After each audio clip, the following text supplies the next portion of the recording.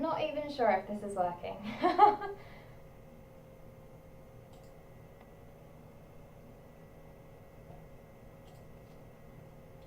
Okay, I think I'm live, but I can see myself very delayed, so that's very confusing.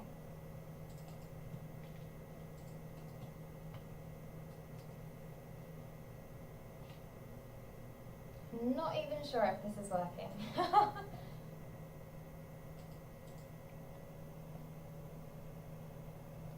Okay, well, just for the people watching this back, if I do decide to publish this, what I just wanted this to be was a kind of general chit-chat, well-being check-in. If you had any questions, then now was the time to ask me, kind of. Oh, I can see people there. Hello, I'm glad this is working. Okay, well, kind of I'm so unsure about it. I can see myself in one screen, and then I can hear myself delayed on the actual YouTube. Very confusing. A kind of How are you all? Cassie, Miss A, the educator in me. Hello. Now was the time. Adam and our little bubble. Oh, I can see people there. Hello, I'm glad this is working. Okay, it makes me so happy to see that I'm not just talking to myself. That's what I was really worried about, honestly. And then I can hear myself. Sometimes it's good to do things that we're worried about and very confusing. Get out of our comfort zone. How are you? That's what I'm doing. Cassie, Miss A, the educator in me. Hello. Now was the time. Adam.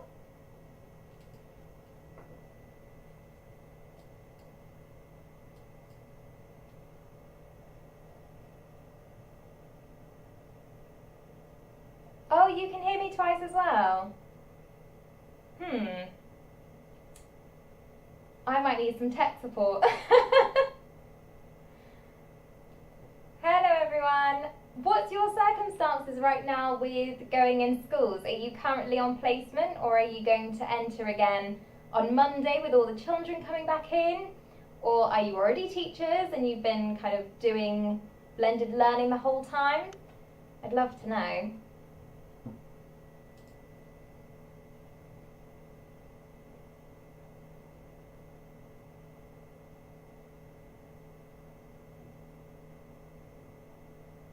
I'm getting that tech support now, guys.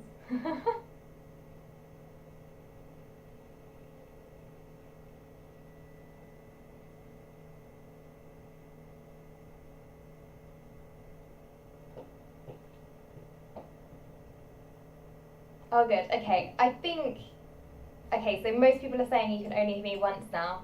What I did is I'm streaming on one program, but YouTube's really delayed, so I muted myself on that, but then I was scared it would mute for you. But if that's not happening now, then that's good. My placement is supposed to start in May. Oh wow, so what are you doing at the moment then? Are you kind of doing online seminars and things with uni, or what kind of thing are you doing, Miss A? So for me personally, I don't know if you guys have been following for a while, or if you know me from another social media that I'm, like for example Instagram, that I'm less active on, but I went in this week to kind of prepare for the children coming back, and I will be teaching as normal again come Monday. Very kind of nervous about it. I don't know what to expect with, attitude-wise or academics-wise, how they're going to feel settling in, because I do better now, but screen is blurry. Or I think that might just be my webcam quality. To be fair, it's quite different from the nice professional camera. But yes, because I teach from reception to year 6, so I'm sure they are all going to adapt very differently coming back into school after such a long time. Oh, everything's online at uni at the moment. How are you finding that? That must be quite tricky. About to teach for the first time since November. Oh my gosh, how are you feeling about it? Salary trainee. Get back in full-time Monday. Oh, well that's good. How are you feeling about it, Carl? Are you excited, or did you kind of get used to online lessons, live lessons? Salary trainee as well. That's really hard to get, so well done to you. Hello, Maxine. From upstairs. Family support there, I love it.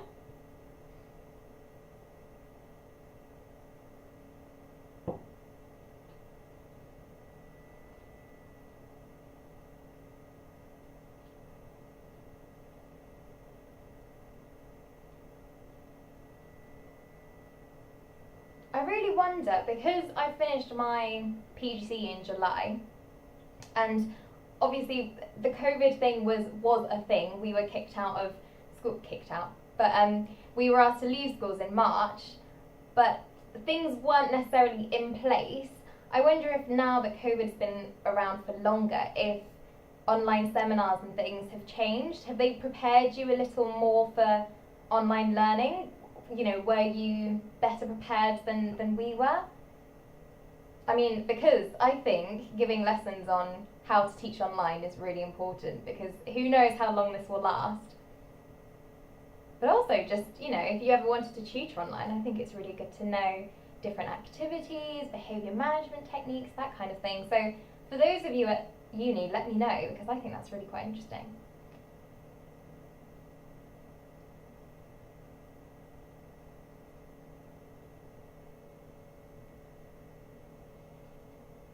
Really struggling, but it's life at the moment. Just can't wait for after Easter. What are you doing after Easter? Is that a new placement, or is that when you kind of end for summer? Because I know unis end really early. I kind of missed that.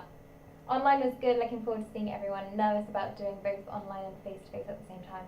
Yeah, that is tricky. How do they prepare you for that? Kind of linked to what I was saying earlier about the uni classes. Have they prepared you for that, or are they just kind of expecting you to know what to do? That's really tough. If I think about it too much, then I'll probably freak out. Yeah, no, that's fair. But I'm feeling quite excited to be getting practical experience again.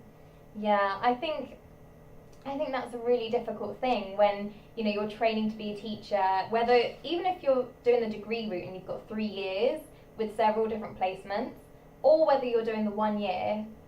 I mean, placements are so important, because no matter what they teach you, you learn so much just being in the classroom. Pretty good. It's been online since September. However, we've only had one session about how to teach online.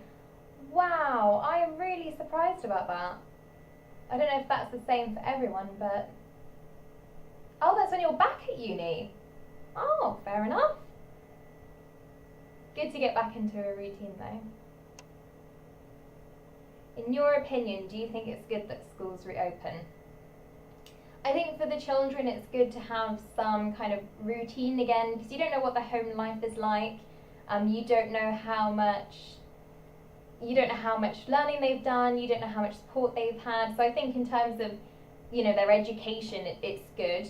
But in terms of the COVID situation, I really don't know.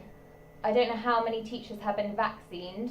Personally, I haven't heard anything about it. Has anyone else heard about receiving a vaccine because you're a teacher or in a school setting? But yeah, so I think it's a mixed bag. I think it's quite one that's up for discussion. I don't know what everyone else thinks.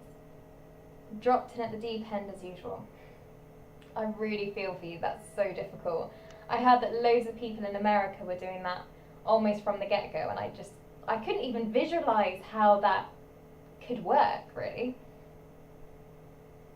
So are you expected, Carl, to kind of teach and input online, and then the class in front of you just listen in, and then you kind of swap over? Or are you teaching 15 minutes, them going to do work, you put them all on mute, and then you teach the class?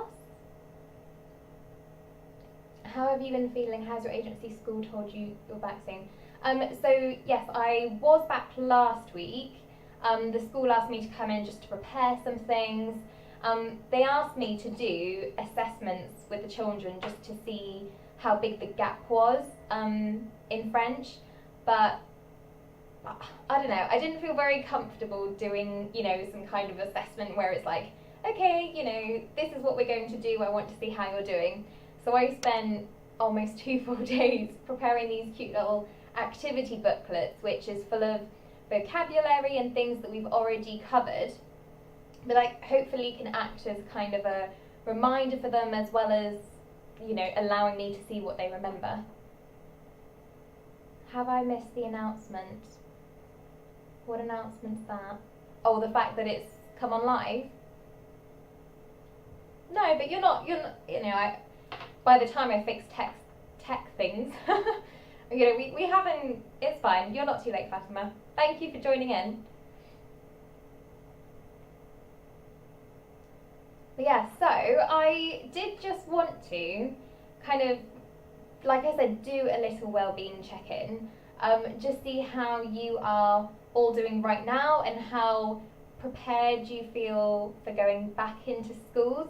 Because I mean, like Hal said, dropped in at the deep end. I mean, I don't know how you're feeling as trainees, or whether you're already qualified, or if you're going in for the first time in months. You know, how prepared do you feel, both mentally and physically? Yeah, let me know, because if there's anything that I can even just kindly, personally recommend or suggest that could help, I'm all for that. James says, how do you manage to get by with online learning? So how I dealt with online learning was I was doing these Microsoft Sway. They're kind of forms that once you publish them and send us a link, they end up looking like a website. So I could just have images, videos, I could link to YouTube media, I could put links on there, anything I needed to, and it was just all in one place. I think especially with Key Stage 1, if you have to get them to open this link and go to this video, it's just complicated, so they could just see the whole lesson just scrolling down. And I think that worked quite well. I didn't really have any feedback from the school or parents, but once I got back in this week, you know, some people did say, oh, it was really good. You know, they, what's the word? It was catered well to them, that's the word I was looking for. And I did actually have a funny moment in reception. I went to see them because I had some spare time at the end of the day, and a girl came up to me and she said, I saw your face on my mummy's iPad, because she must have opened this way and just seen me. But yeah, that was quite cute. I don't know, as annoying as it is for me to wear both a face mask and a visor, I think it would be hard for children, especially in primary school, to wear masks constantly. I mean, even just getting them to put all 4 legs of a chair on the floor is, you know, it's a whole task in itself to keep reinforcing, so let alone putting masks on properly. I don't know. And I also don't know how they would feel about it, and I don't know, I feel like it's a bit mean, but obviously I understand the safety aspect.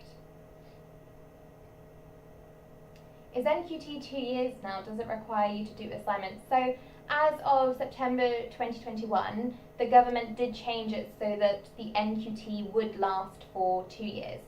If you do it part-time, then obviously it would last longer. I'm not sure about the assignments part, but you do require to do some extra training. You do have more observations, but then you do have a mentor for longer.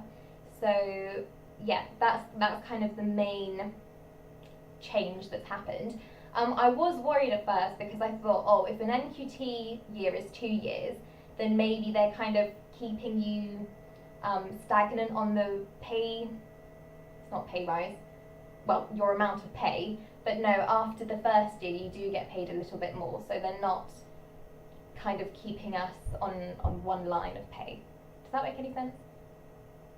I think we deliver in person while sharing screens to streamers. They hear us. Good luck, Hal, that's all I'm saying. Good luck, let me know how it goes, honestly. It is 2 years. Oh, so there will be assessment points. Thank you for clarifying that.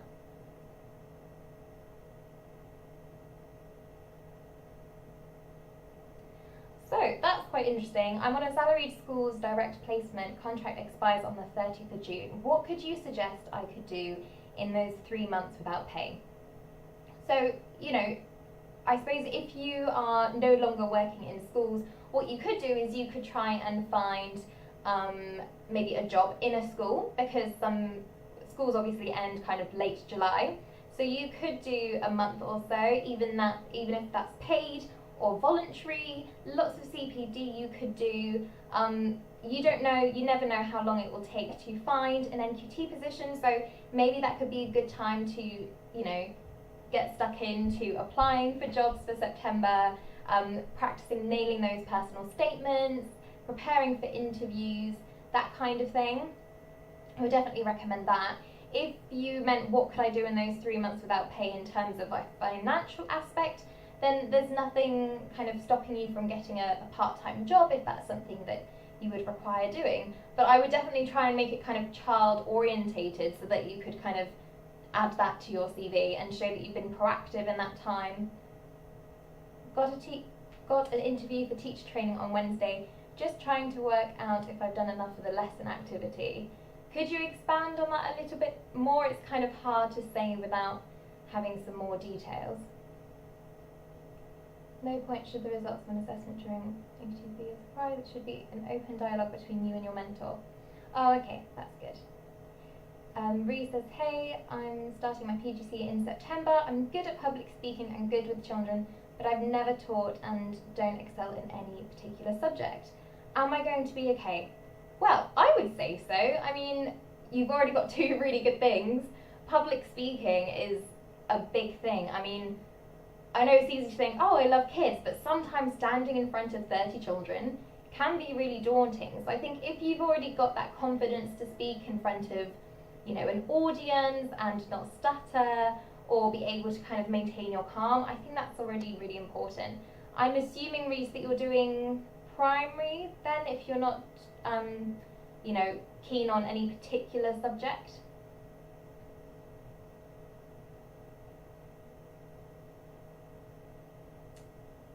Could do tutoring or join an outreach company.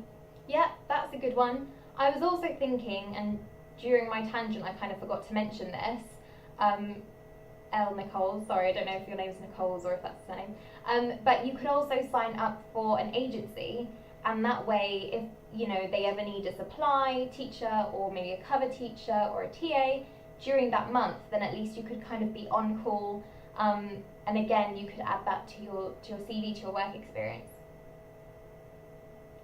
Hello, Future Food Records. Oh yes, okay, that makes sense, Reese. Yeah, I think honestly you'll be fine. If there's any subjects that you're particularly nervous with, then I would do some research on it. Either look at what the national curriculum talks about, and then maybe just do some extra subject knowledge research on the side, just in case there's anything you're a bit iffy with. Lots of us get a place without teaching experience, absolutely. Could you explain how many hours a teacher normally works in a week? That's really difficult to answer. I mean, you're obviously contracted and paid for a certain amount, but what the general public often don't see is how much goes on in the background.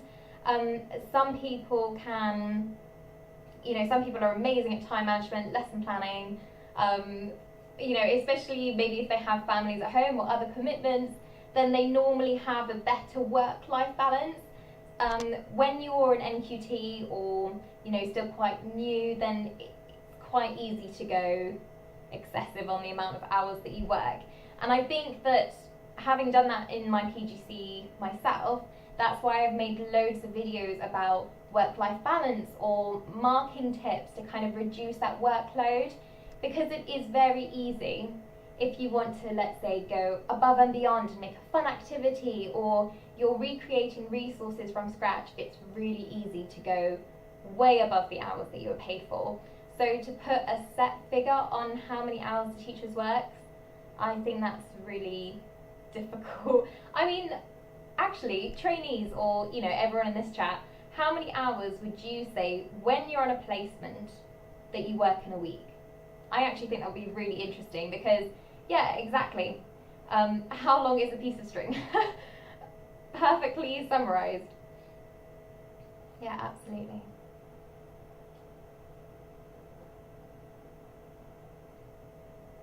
I have to say, in terms of, CPD, being confident in the classroom, knowing what to expect, how many hours you put in.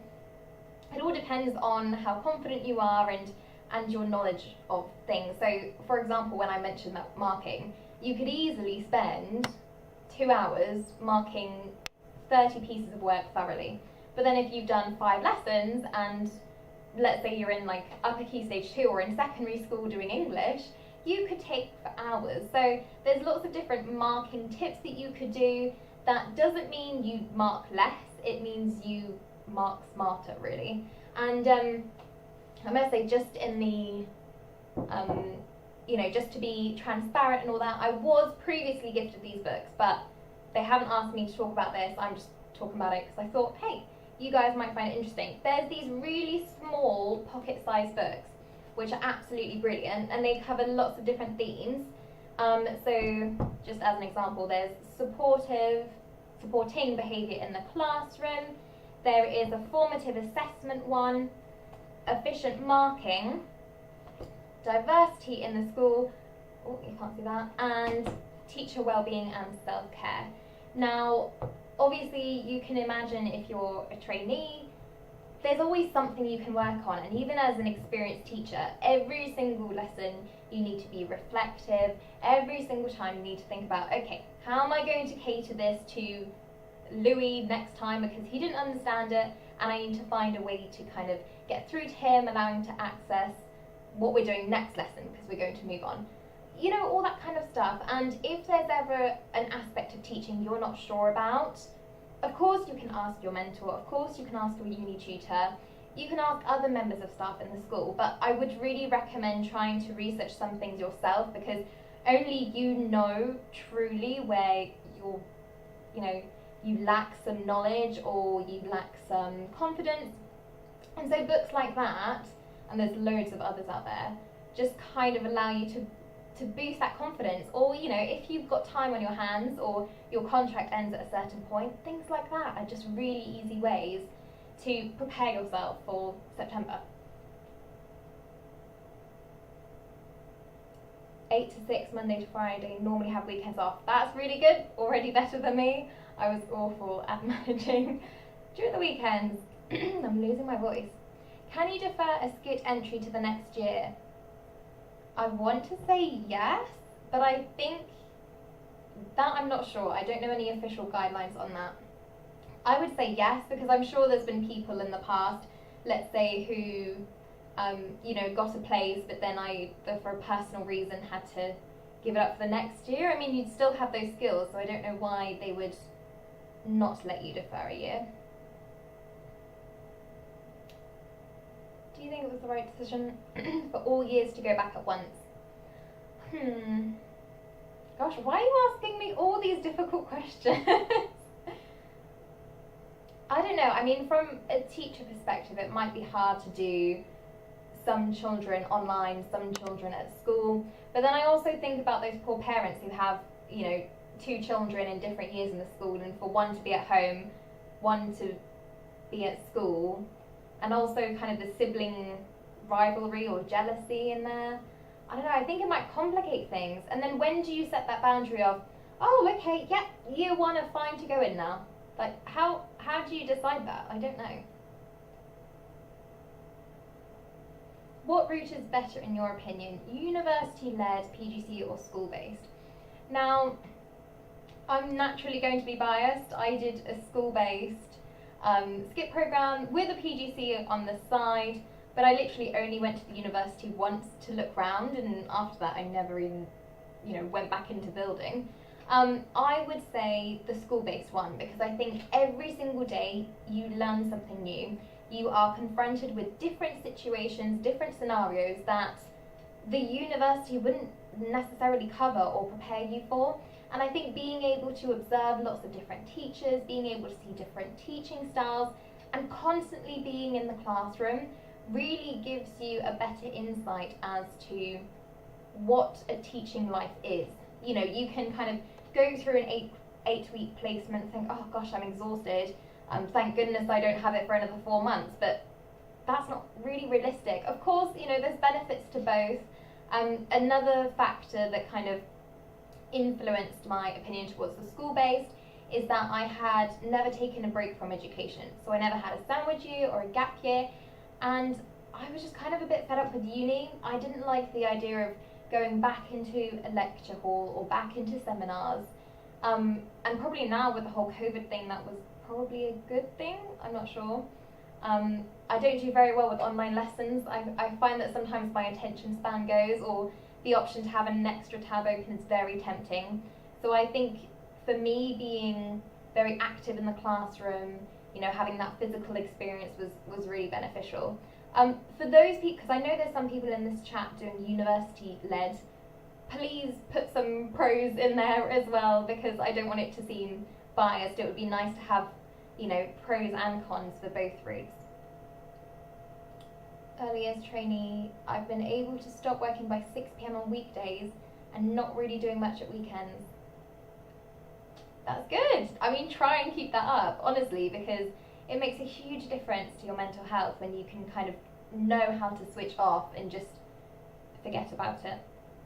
I actually think, because I had this whole week to prepare for the upcoming weeks, this is the first time that I left on Friday and said I'm properly clocking out, because I am, you know, I'm prepared. I don't need to do anything on the weekend. I don't need to do anything on Monday.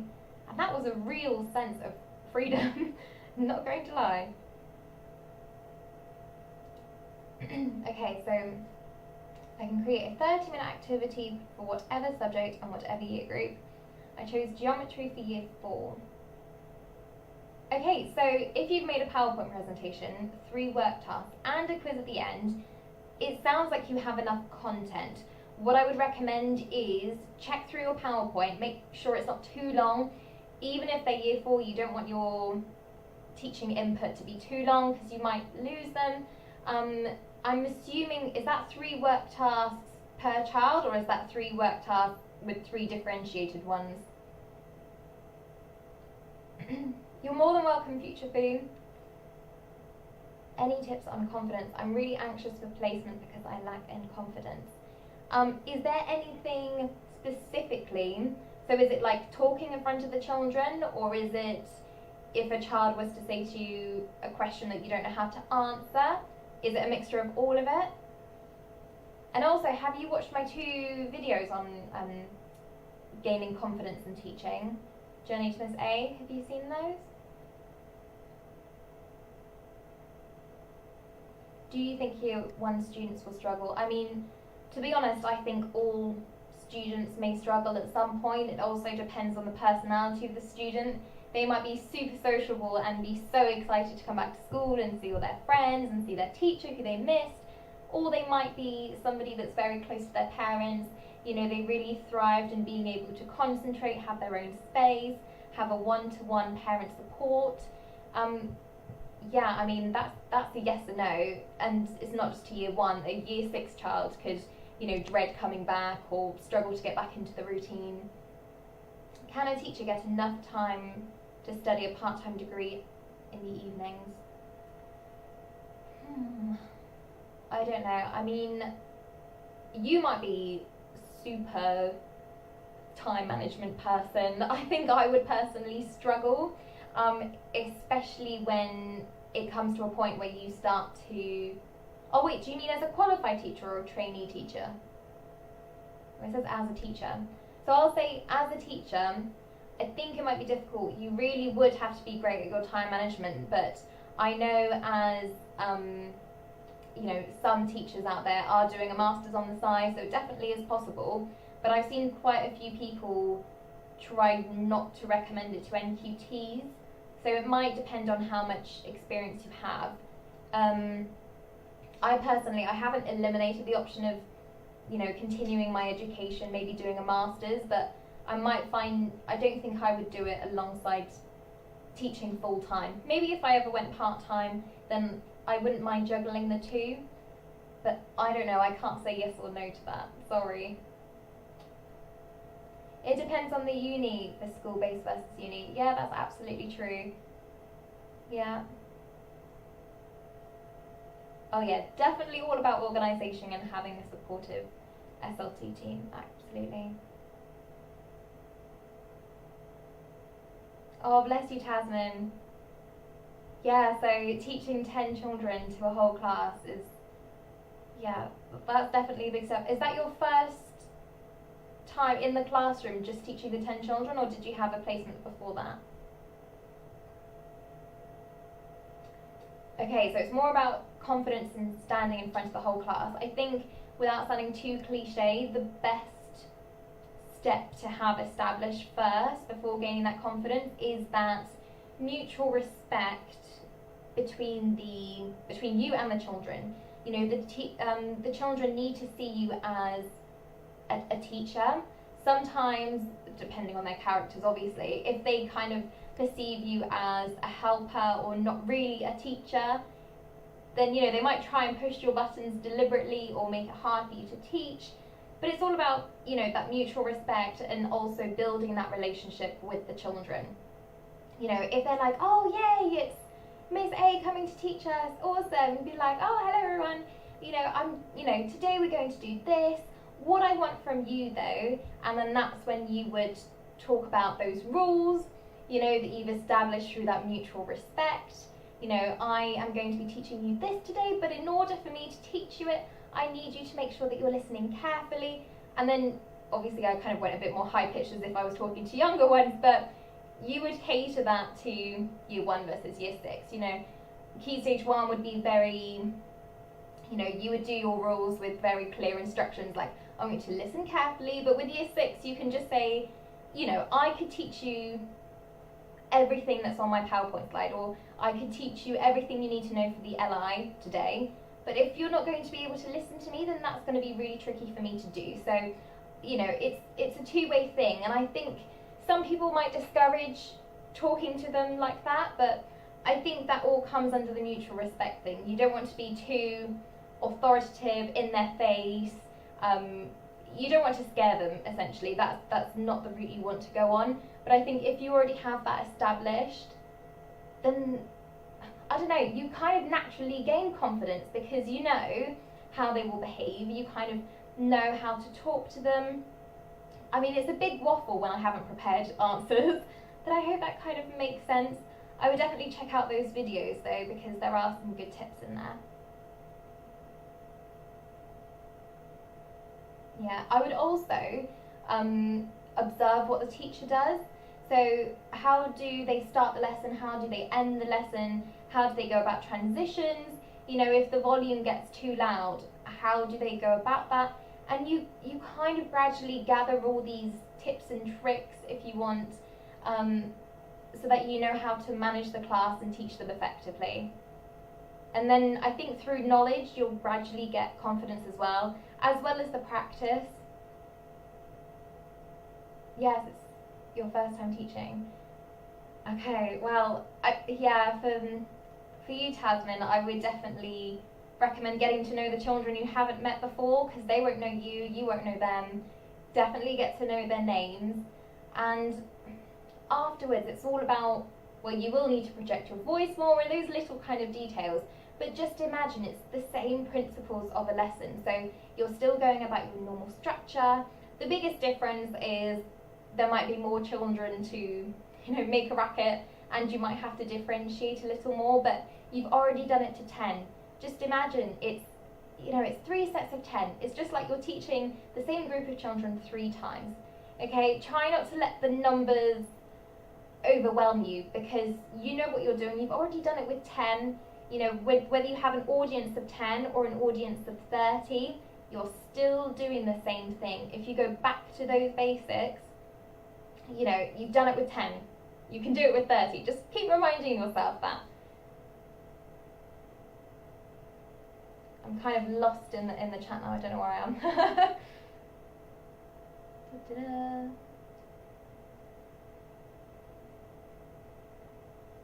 Do you think recording all of these videos has helped your confidence?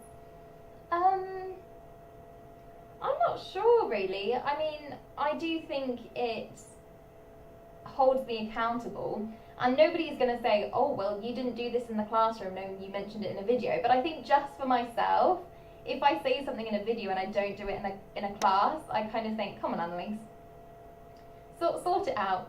So that kind of does help. And I think if you watch my first video, and you watch me talking now, I don't know whether I've just become more comfortable on the camera and I know what I'm doing more, or maybe I'm just more prepared because I like to prepare. But yeah, so I guess you could say, Adam, that, you know, these videos have helped my confidence. I think you always have to do something that makes you nervous. I've been mentally preparing myself for this for about 3 hours. But yeah, I don't know, I think you always need to do something that kind of builds you up, or, you know, don't know where I'm going with that, but you know what I mean. Yes is the answer to your question, I think.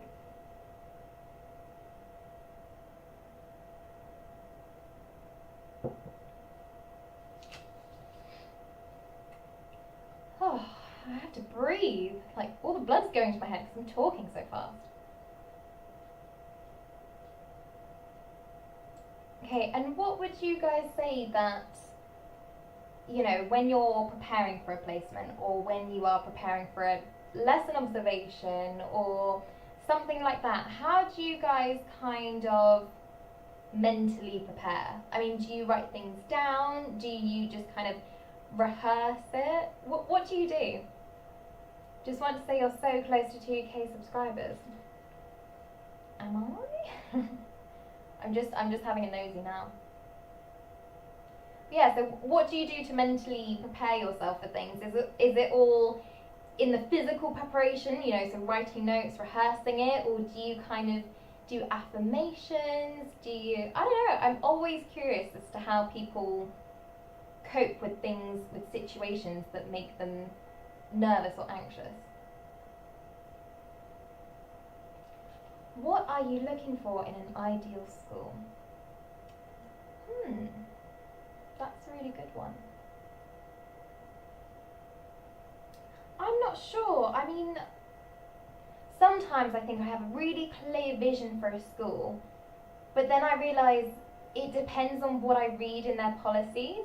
I think all school websites look amazing. You know, they're galleries and they have smiling children and, you know, they have really cute class names. I think, oh, every single time. But I think I really get a feel for the school and whether it's for me when I read policies. Especially for some reason, when I read the SEN policies, I've read some policies and they're like, the teacher has to do this, and I kind of just think, oh my goodness, you know, I don't think that's the way I would personally approach it.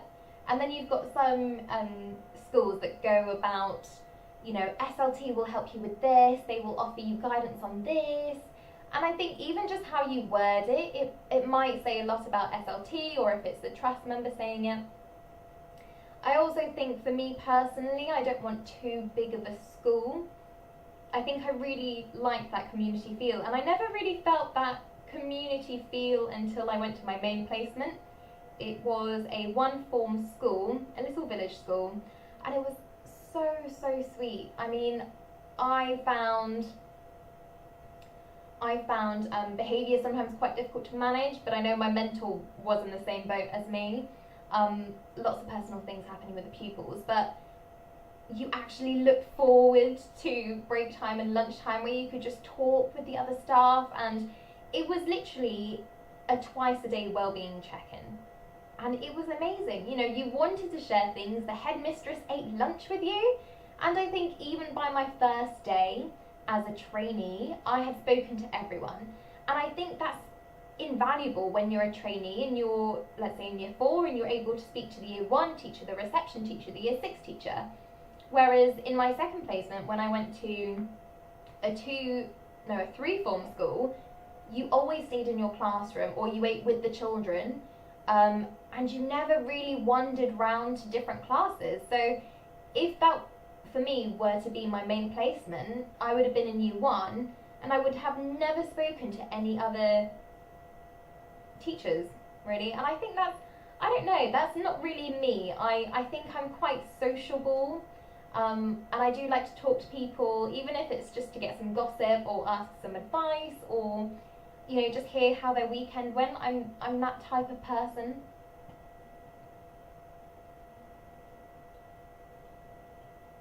I don't get nervous for observations. I am so jealous of you. but before every lesson I would read over my plan and remind myself of certain children to keep in mind. That's interesting. Do you mean in terms of like if they're paying attention or behaviour, or if they're grasping it or kind of off in a daydream, or maybe all of it? Hi, Anam, is that how you say your name? I don't want to say it wrong. What's your advice for someone who wants to become a primary school teacher?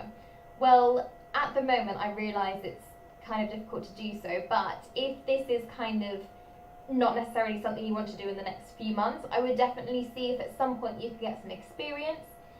Make sure that you have the necessary qualifications to go into the primary teacher route. You do need certain grades in maths, English and science. Please correct me if I'm wrong, somebody, but I believe you need at least a C in science, and that often throws a lot of people off because they think, oh, I'm going to be a primary school teacher, you know, I don't need that. But yes, you do. So often some people decide they want to be a teacher and then realise, oh wait, I actually need to go back and do a GCSE exam. So if that's something that's in your, you know, if that applies to you, then maybe consider doing that, revising it, taking the exam before going into the route. Sounds lovely. Looking at schools in India, I realise a lot of my values I'm looking for are strong in Church of England schools, compassion, friendship. Yeah, I really love reading the values of schools, because I always think it says a lot, but also it gives you a feel for the school. You know, if it's very much about being qualifying for the future, or, you know, striving for your best, you get a different feel than whether it's all about community, being kind, believing in yourself. It just gives you very different vibes. Community and connection is so important. Great to hear this experience you've had. Thank you. Yes, and you know, this whole support network as well. I think sometimes when you might be the first teacher in your family or teacher that you know of, I think sometimes it's easy to talk to people or rant, but they don't really understand. They give you advice that's it can be heartfelt, but it doesn't resonate because it's just maybe not applicable. So I think it's really important in your social network to either have a teacher friend, whether it's from social media or in your school, or maybe somebody in your university or based skit. I think, is it a skit or a PGCE? I don't know what they call it as the title. But somebody in your boat, you know, a fellow trainee. It's always important to try and have somebody that you can kind of relate to that's in the same boat. When I applied, I needed a C in English, math and science. Oh, okay, so all three. I didn't want to say anything incorrect. I knew it was definitely science. Thank you. Hi Jay, I'm a PGCE student. How do I start taking charge and stop trying to seek reassurance from my class teacher mentor when making sole decisions? That's actually a really, really interesting one, and I was kind of talking to my parents about that actually, and saying that when you start to gain confidence, you realise what needs to be done without necessarily being asked to do it. You know, if you go into a class, or maybe if you're the trainee there, and you see somebody kind of daydreaming or annoying somebody else, and the teacher hasn't clocked it, because obviously you're looking at 30 children, then I would definitely just go. You know, they're never going to tell you off for saying, oh, it was really distracting when you told that boy to focus or that girl to stop swinging on her chair. They'll never do that. So sometimes, if you know it won't impact them negatively, or you know it's not going to distract other pupils, then I would just try and do it. Also, if you can't take risks during your training year, you will always be hesitant in making them. I think when you have a mentor to kind of give you feedback, it's definitely the time to find your own style, take risks, trial and error. I think it's just also about finding that confidence to do so, because when you are in that position where you have your own class, or you start taking up 80% of the teaching week, you don't want to be relying on the teacher to kind of give you the nod. If you make a mistake, or you know, it ends up backfiring, reflect on it at the end of the lesson and think, okay, next time I had a good idea, but I didn't put it into practice very well, or I had an idea for a nice transition. Okay, for an example, let's say you had a really nice idea, you were teaching the time, and you thought, I'm going to get out those nice little clocks that you can, wind them up, that kind of thing. And you gave them out with no expectation of behaviour. So naturally, even I would do this, they start playing with it, moving their hand around, watching it go, and you've lost them. You've lost their attention. Well, next time, at the end of the lesson, you can think, right, we're doing time again tomorrow. I need to make sure that when I give them out, or before I give them out, even better, you say, okay, I'm going to give you some clocks out now, but I do not want you to do anything with them, change the hands, until I give you permission to do so. Okay, if anyone does that, then I will be taking it off you and then giving it back to you when you need it. That kind of thing, because you made a decision to give them out and it didn't work. So next time, rather than putting off the idea and thinking I'm never going to do that again, just reflect on it and change it. Okay, so I know it's linked to lack of confidence, but boost yourself. It's find that confidence, and even if you don't have it, say to yourself, right, okay, I did a blunder because I tried something daring, fair enough, next time I'll do this, or this is a lesson that I can apply to every single time I give out a resource. Don't be scared to take risks, especially in your teacher training year. That is the year to do it.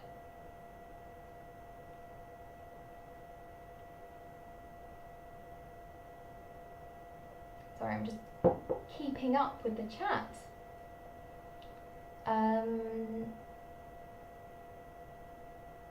How do you manage your time with marking, planning and social life?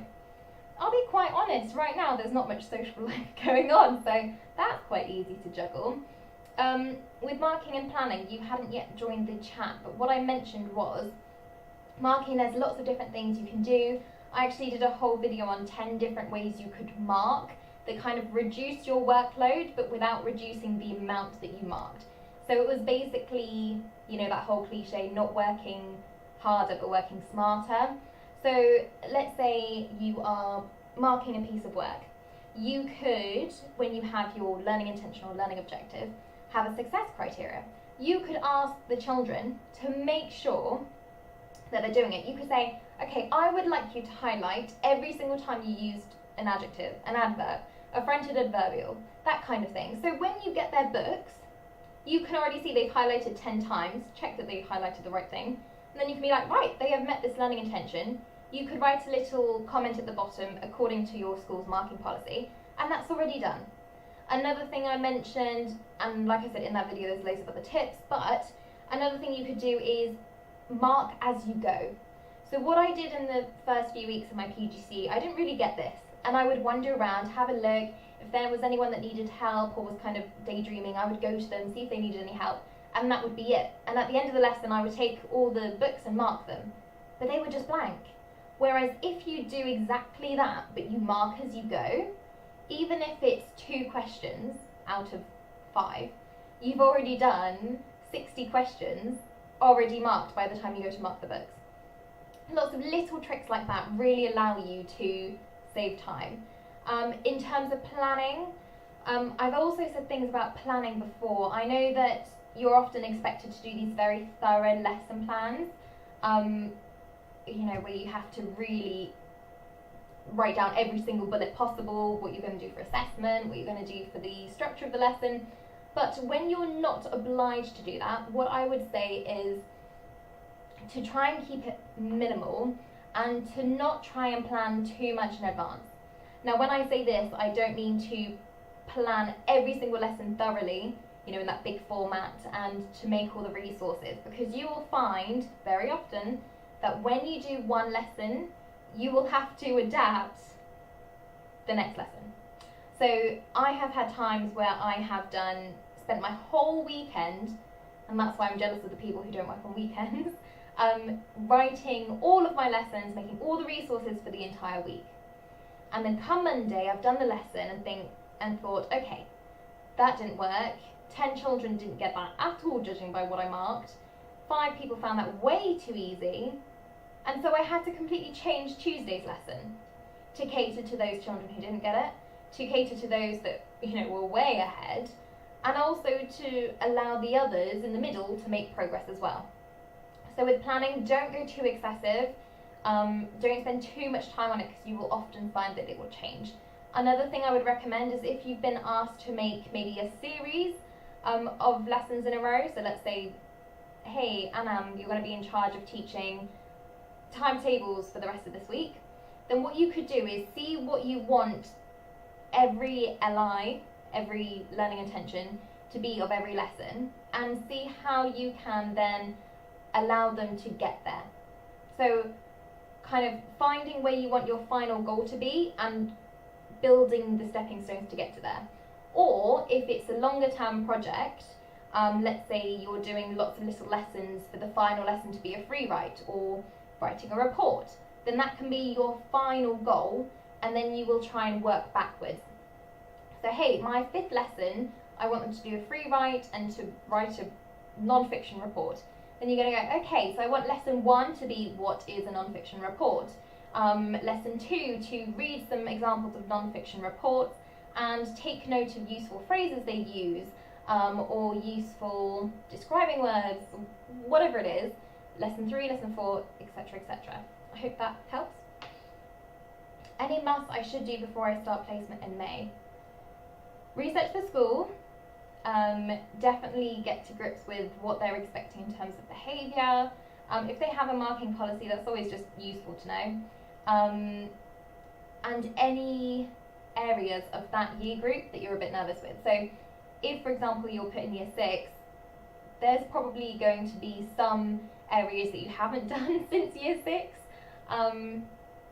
And so, you know, always kind of update your subject knowledge in that sense.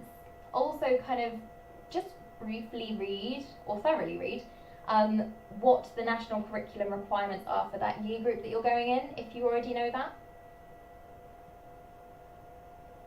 I've taught to 10 for 4 weeks and I thought the teacher would think I'm not ready to teach a whole class, so it makes me feel more confident that she had no doubt. Oh, well, exactly, there you go. She had no doubt, so you shouldn't either. Because she knows what she's talking about, so if she thinks you're going to be fine, you will be fine.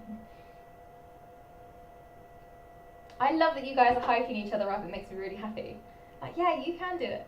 I love it.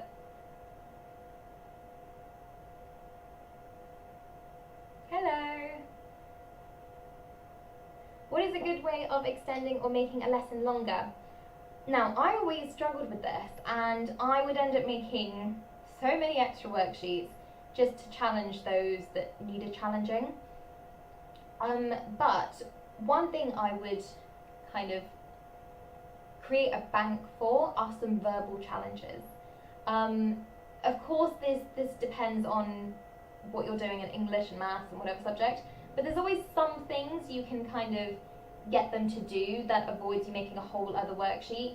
And another thing about the whole worksheet thing, if a child is, let's say, very able, but they don't like doing work, they will gradually, you know, what's that expression?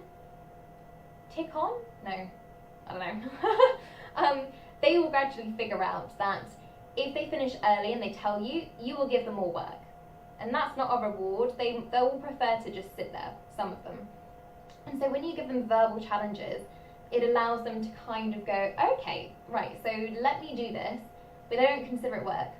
So for example, I was doing, and I felt really proud of this, I was doing a series of lessons on money. And there was this boy who would just fly through things that I spent hours on in just a few minutes. And actually that probably says a lot about,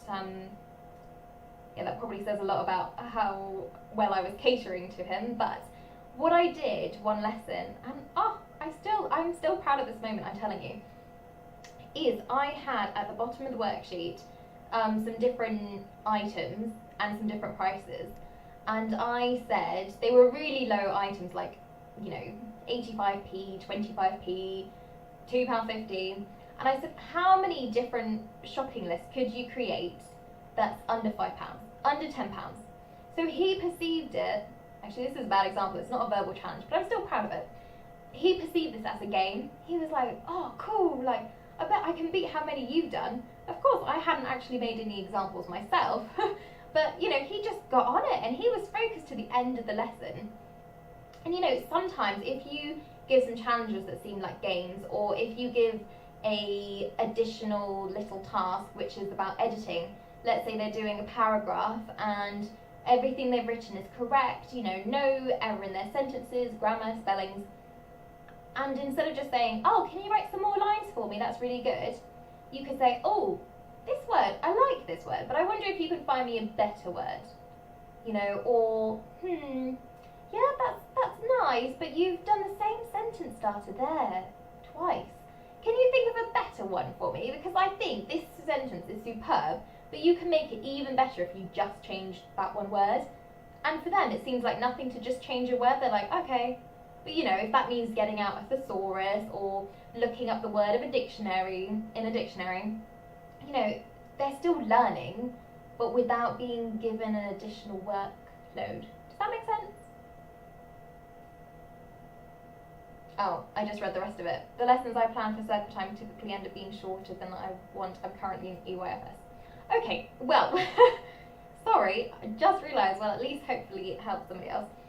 In EYFS, I would, if you're doing something like, well, I know they need to do a lot on understanding the world, don't they? So let's say you're doing something like shapes. Then if they're like, oh yeah, this is easy, this is a circle, this is a square, then you could say things, again with the verbal challenges, things like, oh, can you think of any objects in your bedroom that are a circle shape? Or can you think of any objects that are a square? Or could you practice drawing different shapes? You know, so you're still extending the challenge and you're giving them some extra practice to do for their motor control, but that it's still not an extra, oh, well done for finishing, here you go. Here's another thing to do. Hope that makes sense. Thank you, you definitely need more subscribers. That's really sweet of you to say. Build in some time for the children to reflect on what they, yeah, good. There's some other ones, yeah, verbal feedback, definitely a good one. How did you find the lesson? Do you understand? You could always put on, I mean, as long as it's kind of related, a brain break if they need to, or you could put a song that's related to what they're doing. I'm sure if you're doing, for example, shapes, that there's a shape song, or if they're doing phonics, then there's tricky word songs that I know they like. I don't know if you know it, I'm not going to, well actually, yeah, I'll embarrass myself. There's a song, a series of songs for different phonics phases on YouTube, and it's like, tricky words, these are tricky words, and we can learn. Okay, that's enough of that. But you know, it allows them to kind of sing along with these tricky words. So that would be a nice one for you to look into. Also, just to look for a nice bank of songs that you could use, because who doesn't love a good, you know, song? Good verbal challenge for shapes, getting them to tell you why they're, yeah, that's another good one, good. What do you notice about a circle that's different to a square? You know, things like that. That's a really good one. Oh, thank you for tuning in though, I really, really appreciate it. Thank you. I'll speak to you soon on Instagram probably.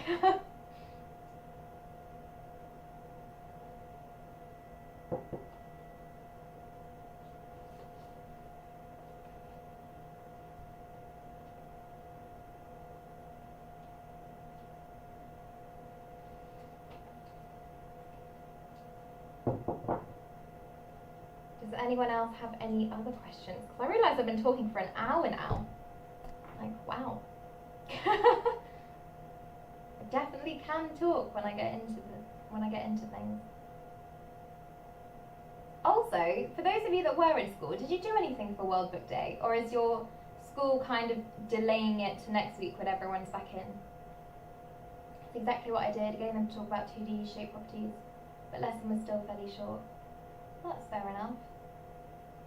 Yeah, so I mean, again, it depends on the children. Maybe you could pass some different objects around and, you know, say, is this a circle or a square?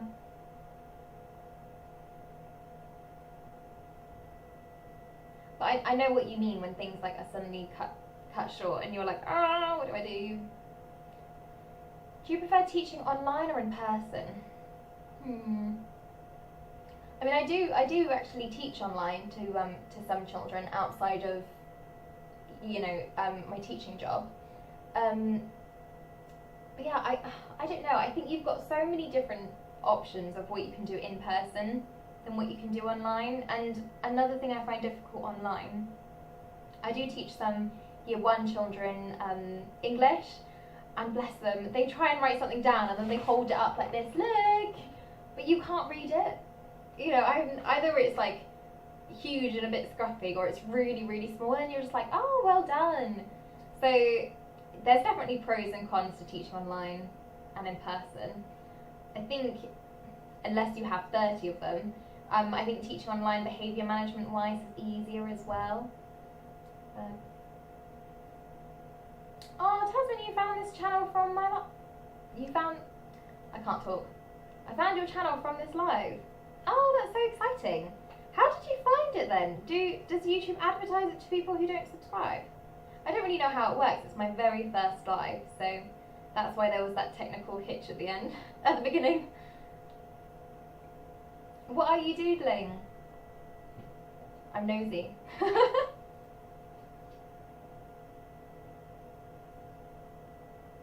Don't be afraid to add an activity that lets them consolidate. Yeah, such as drawing shapes. Yeah, exactly. That's really good ones. Oh, you could also, especially with circles, see if they can see any shapes in their name. I mean, none of them are going to find rectangles and triangles, but definitely with, you know, if any of them have O's in their name. Better to plan too much and cut some out if you think it will run over. Yeah, definitely. I think that's where we often go wrong as well, because we think, is this enough time? And then, you know, we plan so much and suddenly feel pressure to fit it all in. But yeah. Oh, thank you. You'll love her videos. You guys are really sweet.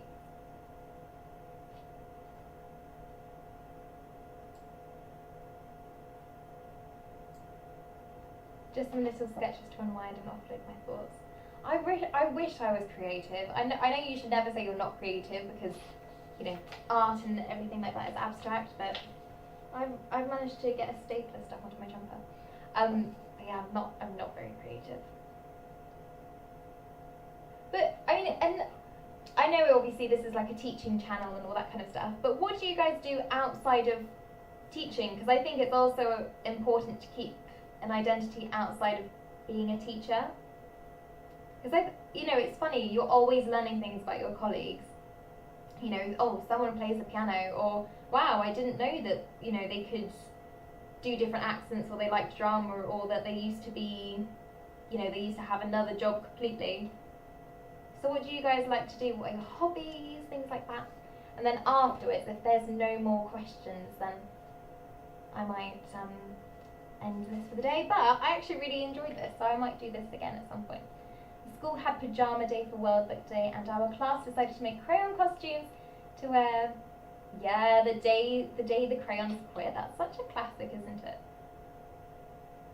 Are you going to spend the rest of your weekend working? No, because for once I actually finished everything on Friday. I think that was the first time I've ever managed to just say, nope, I am clocking out officially. I usually work part-time, but I've been drawing like in a digital app. Yeah, and I've seen some of your art. It's really amazing. It's really, really good.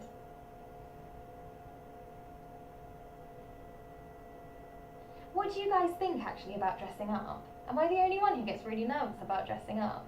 Even in the last day of year 11, where everyone kind of dresses up as something silly, I think my friend dressed up, she bought a outfit online and it was one of those giant apples. And I really don't like dressing up, so I felt really embarrassed, and I ended up going as something really boring. But yeah, I'm so unimaginative, uncreative with those things. Is it just me, or am I really boring? Whoa, go you. What about you? Are you working this weekend, or are you managing to have some time off?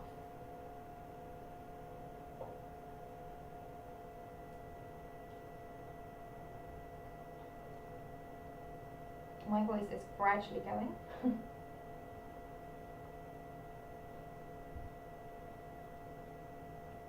Is that me too, to not liking dressing up? I hope so. Because I always feel odd. I mean, for World Book Day, I wasn't even in a classroom. I was just in the computer suite, so I didn't dress up. But Some people made a huge effort. Honestly, really incredible. Got face paints out and everything. The last time I dressed up was World Book Day when I was in year 6. Oh, fair enough. Good, I'm glad it's not just me. What did you dress up as? Do you remember?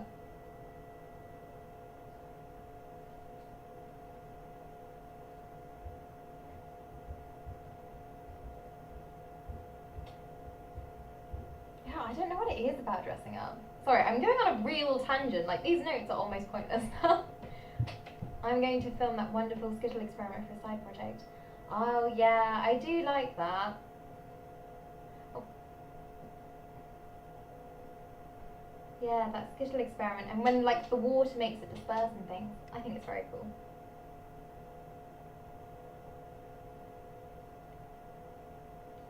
What did you think of your skit calls? How many people were on it, and did you get to know them well, or did you get to know the people from your placements a lot more?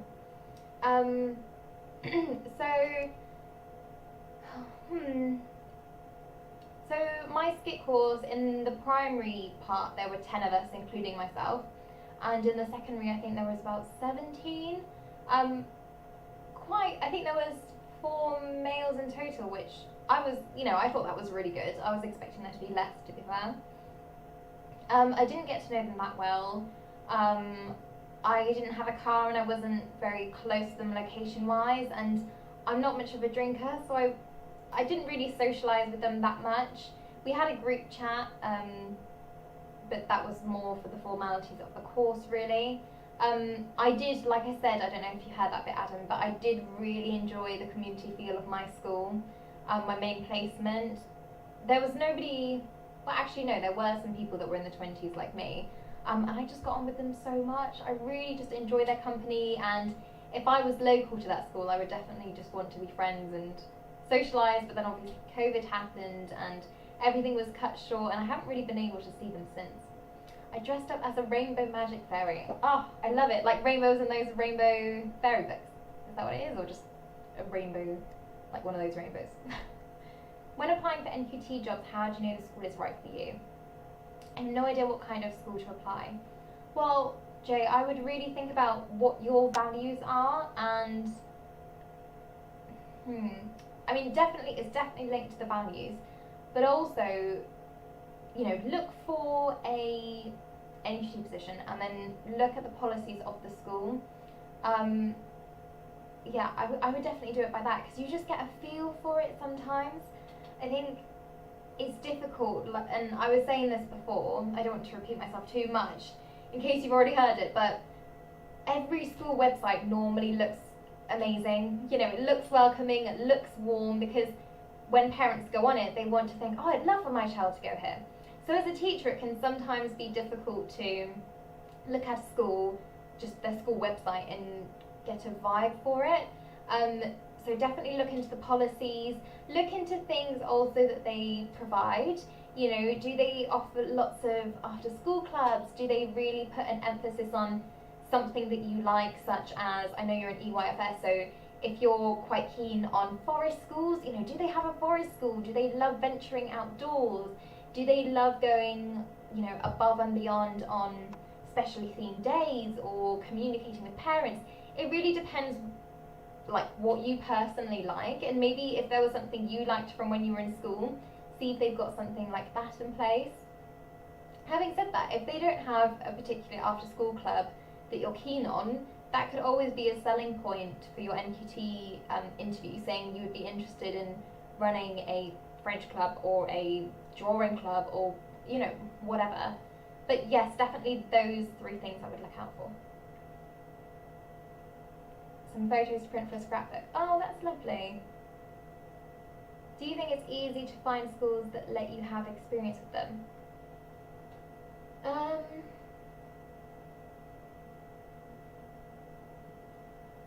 I mean, definitely with COVID it's trickier now, I have to say.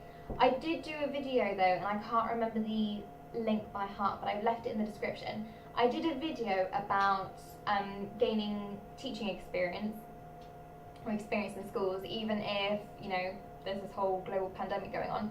And there was a link at the end that I put in the description, and maybe if I can try and find it while talking to you guys.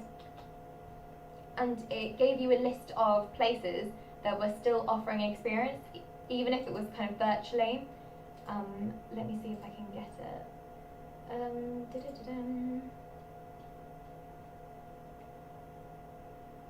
I don't want this to start playing though. Oh, good. I'll leave it in the chat so that you can go to it. Oh, the link's too long. Go to the video that's called Trainee Teacher Work Experience, and it's the second one where it says Finding Work Experience and then the colon. Have a look there, because that will offer you some places that are looking for experience right now. Normally I don't think it's too difficult, as long as your DBS check is absolutely fine.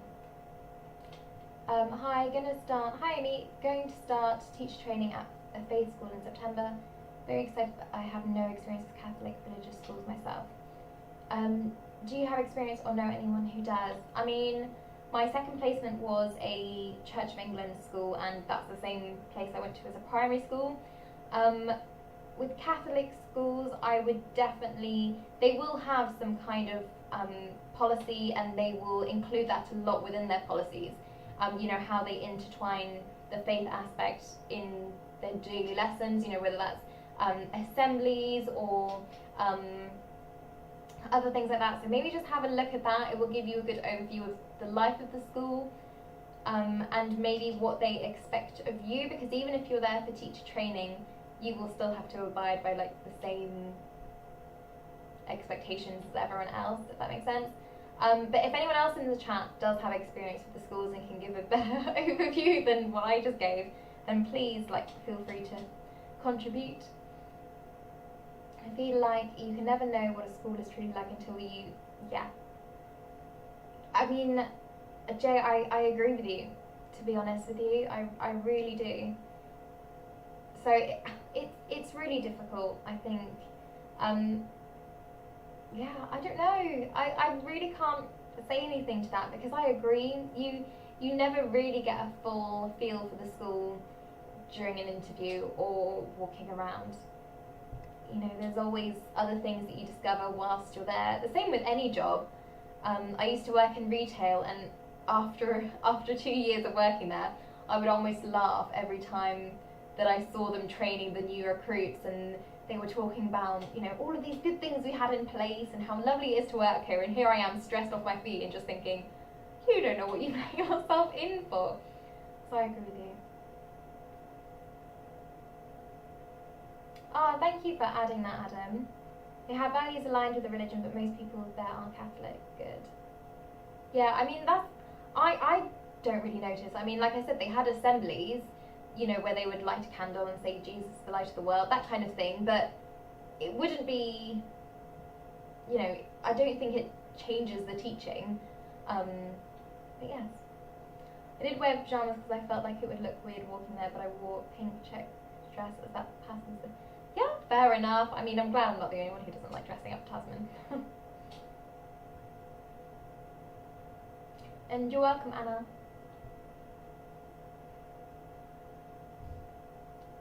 What is everyone's plans for tomorrow? Are you having a chill day, or are you trying to get on with some work, or are you mentally preparing yourself for, Monday? I also find, and I don't know about you guys, that going for a walk, especially when I feel like my head's swimming with different things, I really find that helps. And I always used to think throughout GCSEs and A-levels and things that was counterintuitive. I would kind of think well, hang on, I'm running out of time, I'm stressed for time, and you're telling me to take time off and go for a walk. But I often find that really does help. It just kind of allows me to have some headspace, kind of properly breathe, that kind of thing. I did also, and this is the last thing I'm going to say, because like I said, there is a well-being kind of check-in point to it. I did just want to offer some kind of easy well-being tips that you could do for yourselves, especially if you're starting a new placement or going back to uni, or you're suddenly teaching you know, the whole class again. Just some things that you could do if you're ever kind of, you know, feeling that stress.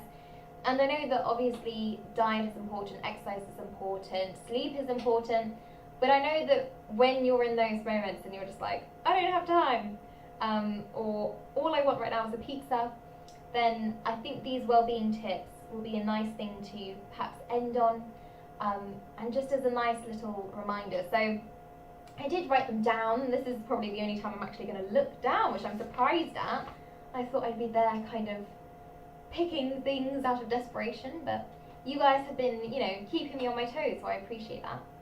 So yes, one thing, and this has made a big difference, I think, is changing the word to-do list to achievement list. Now, to-do list always implies that if it's not ticked off, then it's still to be done. And it's a constant reminder of, oh look, you still haven't completed this task, off you go. And so if you don't at the end of the day complete that to-do list, you think, oh, well, I haven't achieved what I wanted to do today. I've been a bit rubbish. And so with achievement list, whenever you tick something off, you have achieved something. You've done it. You know, thrive in what you have completed and what you have achieved, rather than, oh, this is what I've still got to do left. And you will find that just that change of mindset, you think, oh wow, look, I have actually completed 6 things today. Like, and those 2 things are just waiting to be achieved. Whereas, oh, I've done 6 things, yeah, I've still got 2 things to do left. You'd be surprised how it changes your way of thinking. Another thing, and this is a bit more generic, is to kind of really model and think about what you would recommend to your children doing if they ever got overwhelmed, and asking yourself, do you do this yourself? So, you know, when you say to a child, you need to go into the, you know, the calm corner and, you know, let's work on your breathing. Do you do that to yourself when you're stressed? Do you say, okay, hang on a second, just stop what you're doing? Even if it's when you're in the playground and you're watching these children, you can stop for a second and just go, okay, I'm going to take some deep breaths in, release them slowly. You know, and you'll be surprised by the effect that it has. So that's one thing, because you can do that anywhere. You can literally do that on the toilet when you're having a 2-minute escape from the classroom. You know, you can do this anywhere, so there's no excuses for that one.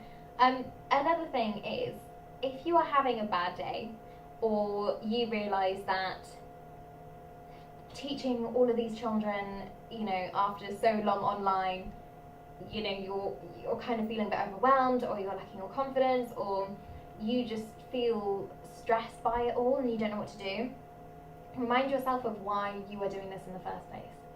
You know, is it because you love kids and you just want to be part of their life and them growing up into incredible human beings? Is it because you want to make a change in the world and improve the education when maybe you didn't have a great experience? Is it so that you can share your love of the subject and hopefully, you know, you're one day going to raise an incredible scientist or the next Prime Minister or an amazing politician? I don't know. You know, why are you doing this? Because sometimes when you are in the face of all of these stresses and you just think, what is the point? Well, ask yourself, why are you doing this? What is the goal that you want to achieve, essentially? So that's always kind of a nice reminder. And another thing I would say, and then afterwards I'll check the chat, is to acknowledge thoughts for what they are. They are thoughts, nothing more. They are not facts, they are not objective. They are subjective thoughts that are coming into your mind from either, you know, your self-doubt or your lack of confidence or your imposter syndrome. They are facts. If you say to yourself, I can't do this, if a child were to write, I can't do this on a piece of paper, you would know that that's an opinion. That's not a fact, because you might disagree with them. So when you are saying that to yourself, like, I can't do this anymore, is that a fact or is that just a thought? So, you know, if you say, okay, this is just a thought, I'm acknowledging this thought, now I'm going to discard it, put it away, and I'm going to come in with my breathing.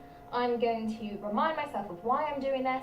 I'm going to go back in there, calm, collected, my physiological responses are lowered, and I'm going to carry on doing what I am born to do. that kind of thing. So yes, now let's see how this chat is going. I get really passionate about that because I'm like, well-being is so important. Yes. Oh, how did I forget that? Yes. So the hashtag #UnlockTeachTalk, that is all about kind of acknowledging that teaching isn't always perfect displays and perfectly behaved children. And you know, sometimes we do have tough days. And I think if you are a trainee, or maybe even more so if you're an experienced teacher, because you think, oh, I should know how to do this by now, or I shouldn't have bad days. Social media can be quite a toxic place, almost toxic positivity, that's the word. So that's when you kind of see only perfect things. And we always talk about, you know, social media isn't always as it seems. And that's the same with teaching. When you see people doing these amazing things and seeing amazing progress, and you're here exasperated because you're trying so hard to help a child that just isn't grasping it, and you just think, oh, well, I'm rubbish. But actually, if you scroll down your feed and you've got some perfect posts, and then you see a woman or a man who is, you know, emotional, or he's having a rant and he's saying, I've had a really tough day today, and I just wanted to share this with you because it is okay to not be okay. It's okay to have a bad day. It's okay to rant about it and not be perfect. Then it kind of, you feel like you can relate to somebody and that you're not the only person in the world experiencing that, because as teachers we want the best for our children, we want to do the best job we can. And I think when we don't do that, we sometimes give ourselves a hard time. So if you are on Instagram, please follow that hashtag, and if there's any posts that you have that are kind of in line with that philosophy, feel free to edit that hashtag in so that, you know, you can kind of join in with that social media movement. It's really important. Thank you for reminding me, the educator in me, otherwise, yeah, that would have been a very big missed opportunity. Tasman, you have an assignment due on Monday, so you're going to try and finish it tonight. Okay, good luck, but remember sleep is important as well, so don't overdo yourself. Good luck with it though. And Jay, with your master's essay. How do you manage behaviour in the class? Low-level disruption. Don't we all suffer with low-level disruption? If you've consistently got one child that's doing the same behaviour over and over again, I would really try and cater a response based on that child. You know, why are they doing that low-level disruption? Are they bored? Are they trying to get your attention? And depending on their reason behind that, because behaviour normally has a message behind it, then that's how I would cater it. If it's generic low-level disruption, I would always re-emphasise and remind them of rules, expectations, and then there's always some different kind of behaviour management techniques that you can do. I've seen lots of lovely things. One thing that I personally like is that I once tried this, I think I saw it on social media, but you can have multi-link or cubes or whatever and talk about them and say what they represent. So in my main placement we had, it was house points, and each one represented a house point. And what I did is I would talk to them about it. So I was like, each of these represents a house point. It means that you've been doing the right thing. You know, your whole table has been abiding by the rules, and you've been good listeners, good learners, that kind of thing. However, if you don't do this, then what I'm going to do, without saying anything, I'm going to remove a cube, so you lose a house point. But if I see that you are being absolutely superb during the day, I might add some. So however many house points you've got, cubes that you've got at the end of the day is how many house points you receive. And the children responded so well at this. Sometimes they would be devastated to lose a multi-link. Honestly, devastated. And they would straight away kind of change their behaviour without me even saying anything. And when you set those expectations, this is just an example, remember, then it was brilliant, because I would just walk up, keep going with my sentence, take one off really like dramatically. So I'd be like, yeah, this is how we do time, put it down slowly, look at them, carry on with my sentence, move on. And they would know that they were doing something wrong. And if they cared about the system, which most of them did, they would then change that behaviour. So, you know, lots of different tricks you could do. There's some people who have those, I think they're called quiet critters. You know, they're made out of pom-poms with little googly eyes. But then obviously if you're in secondary school, it would be a whole other board game as well. So yes, definitely have a look, Google some ideas, because there's lots out there. If it's always one child though, definitely cater something around them, because there might be a reason behind that behaviour.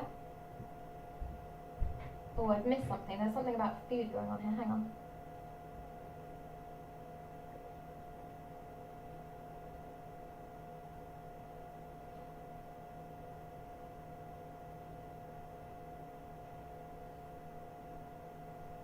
Oh yeah, so what did they do for you, Mohammed, then?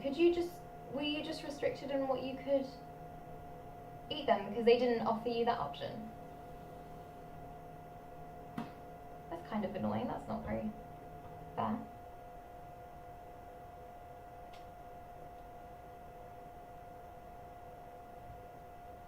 Annie, just wanted to say thank you for your videos, as they've been useful for me in applying. Oh, well, thank you. I hope you've had, I don't know what my hair's doing. I hope you've had luck with it. Have you had an interview, or are you just starting with your application process? Whereabouts are you in that? Jenny to Miss A, my favourite hashtag on Instagram. It's really helped me with my emotions and having support. I'm so glad, and that's one of the main reasons why we do it, because, you know, like I said, well-being is so important, especially in this job, really. George, I'm currently in secondary school looking into primary school teaching. Do you think the number of male teachers to male things will close? Ooh, I really don't know. That's quite interesting. I would hope so, because I think male teachers can have an excellent impact on children, especially you know, children who might not necessarily have a role model, a male role model in, you know, their family or in their lives. I really do hope so, because I've known some really superb male teachers, and I think there's quite a lot, well, in some courses I know there's quite a lot studying, so let's hope so. I definitely wouldn't be put off though by the fact there's more female teachers. I'm excited when I get settled in, because right now I feel like this week will be overwhelming because of the assignment deadline, school reopening, and going back to uni in person. Yeah, definitely, but just, you know, after next week you will feel like you can handle anything.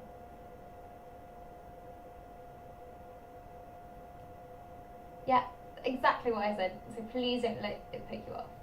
Great idea about the cubes, thank you so much, I'll find more about them. Yeah, no problem.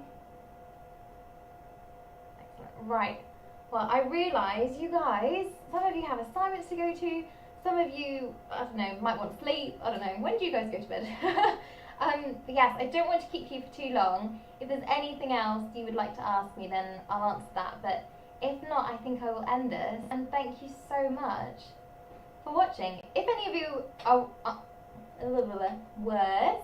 if any of you who are watching right now aren't subscribed, then please make sure you do, because I have a lot of content about teacher training and teaching generally. So yes, please don't hesitate to subscribe and then follow me for more videos. I realise I've been a bit quieter now, but this is why I did that live, and I'm really glad I did now, actually. Oh, you're more than welcome, and thank you for joining me. I really appreciate it.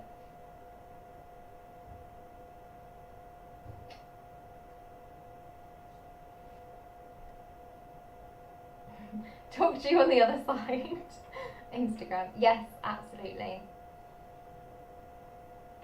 Thank you, Adam. Hopefully I will. I'll try and, yes, I will try and find a time to do it. But it's definitely worth it, I think. I've really enjoyed it. Thank you, SA.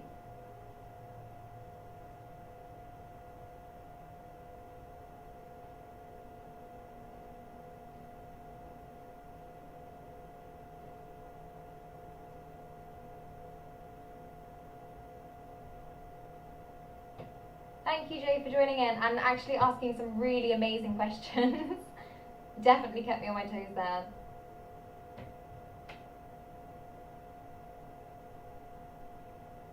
And if there's any kind of, you know, questions that you still have, I have different playlists that are kind of split into categories. See if there's anything that, you know, you might be interested in. Millie, this is my first ever live. I've never done a live. You should have seen the shambles that it was at the beginning, because I had no idea what I was doing. You're very welcome, Tasman. And thank you for watching for so long, because if it's the first time you've watched me before, I really appreciate it.